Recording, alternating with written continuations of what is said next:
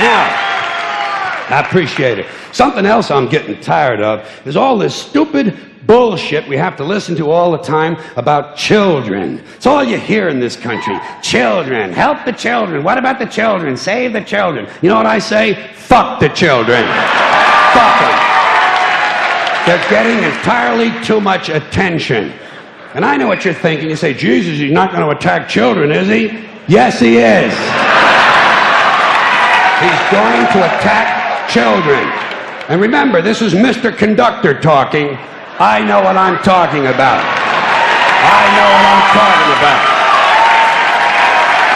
And I also know all you single dads and soccer moms who think you're such fucking heroes aren't going to like this, but somebody's got to tell you for your own good, your children are overrated and overvalued. You've turned them into little cult objects. You have a child fetish, and it's not healthy.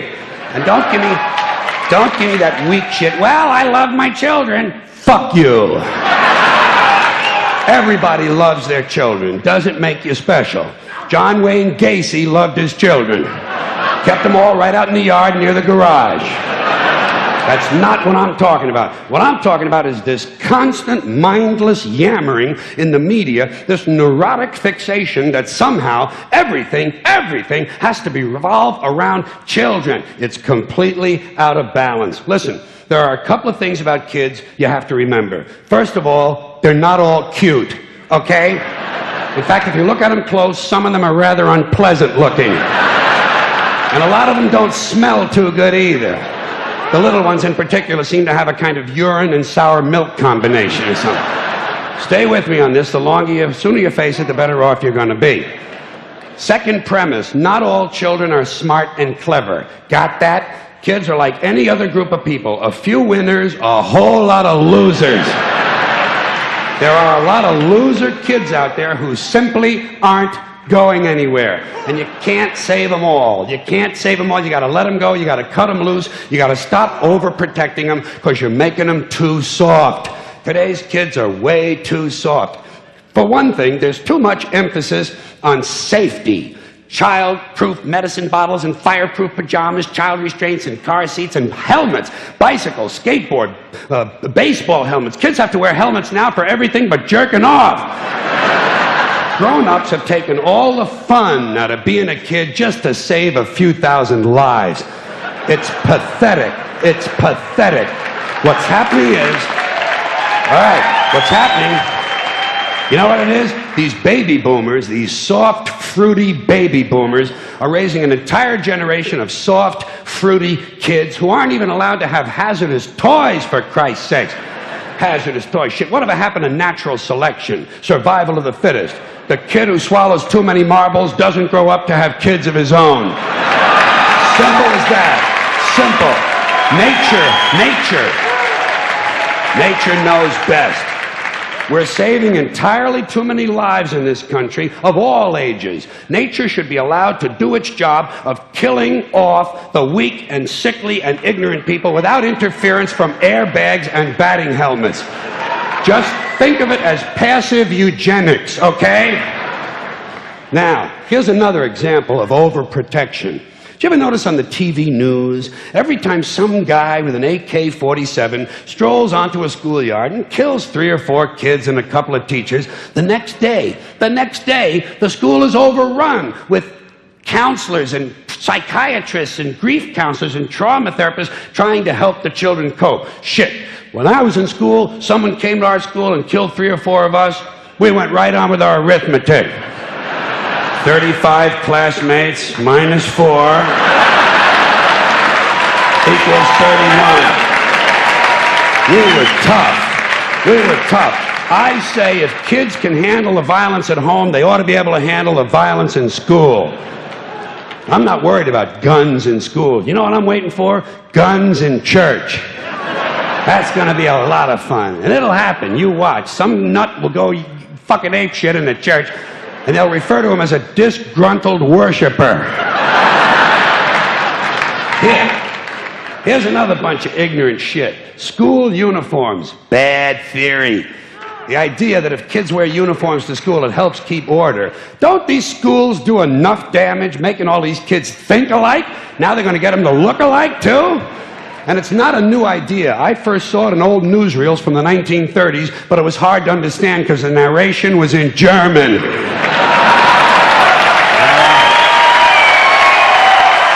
One more. Thank you. Thank you.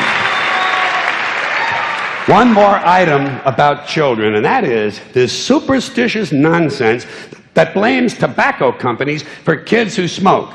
Listen, kids don't smoke because a camel in sunglasses tells them to. They smoke for the same reasons adults do, because it relieves anxiety and depression. And you'd be anxious and depressed, too, if you had to put up with these pathetic, insecure, striving, anal, yuppie parents who enroll you in college before you're old enough to know which side of the playpen smells the worst.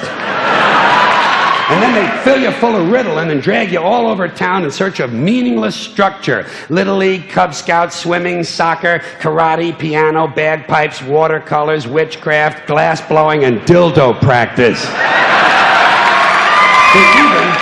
They even have play dates, for Christ's sakes. Playing is now done by appointment. Whatever happened to you show me your wee-wee and I'll show you mine? Hey, no wonder kids smoke. It helps. Not as much as weed, but hey, you can't have everything. You know it's true. Parents are burning these kids out on structure. I think every day all children should have 3 hours of daydreaming. Just daydreaming. You could use a little of it yourself, by the way. Just sit at the window, stare at the clouds. It's good for you. If you want to know how you can help your children, leave them the fuck alone.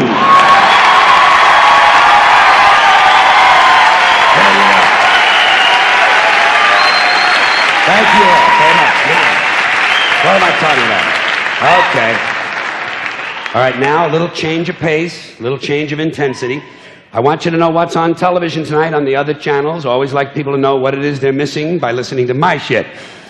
First of all, on the Playboy channel, yeah, tonight, they have one of those new reality shows where the people at home send in their own tapes. It's called Home Videos of Bad Fucking. And speaking of that delightful activity, I guess you know, last week Ricky Lake had a special program, Women Who Fake Orgasms. So tonight, not to be outdone, Jerry Springer has a nighttime special, Men Who Fake Bowel Movements. Yeah, I think they're running out of topics on those shows, too.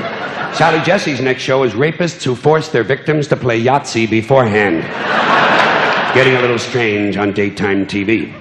Then, later on tonight, on the Nostalgia channel, they're going to play back-to-back 2 of my favorite episodes of Little House on the Prairie. First of all, the 1975 Christmas show, A Douchebag for Clara. Wasn't that good? And it was sad toward the end when she cried, because she stuck it in the wrong hole.